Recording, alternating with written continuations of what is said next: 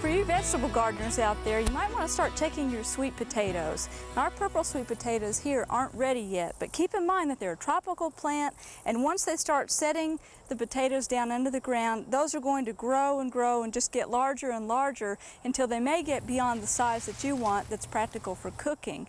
They're not going to stop growing until they die down after a frost. So now that it's closing in on mid-September, start checking yours, and when they get to about 2 inches by 5 inches, that's a good size to harvest. Well, last week we started our fall vegetable garden. We planted from seed some squash and cucumbers and beans, and the beans are coming up really well. We're pretty sure we're going to get a nice harvest before a frost, so long as we don't get some odd early freeze. And back behind me, we have some that have been bearing all summer, and they're starting to slow down now. A lot of that is because of the heat. And if you happen to have some beans that have made it through the summer, you might find that the pods are rather hollow. A lot of that has to do with them not setting very well in the heat, and of course that's the reason we want a fall garden, to get some more fresh beans.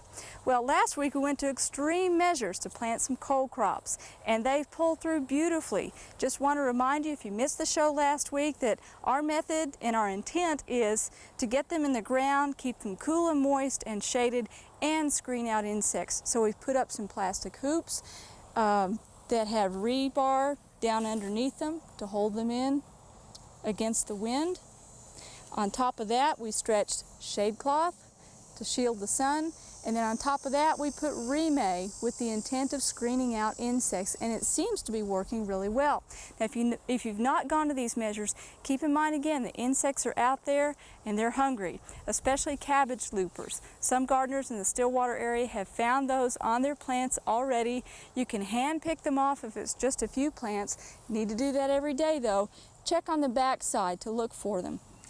And if you have a large planting, you might try using Bacillus thuringiensis. Comes under many trade names, as you know. The form we're using is Dipel 4L.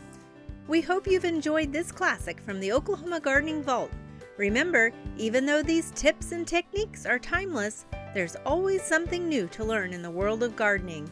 By subscribing to both Oklahoma Gardening and OK Gardening Classics, you'll have access to a wealth of gardening knowledge, both classic and contemporary.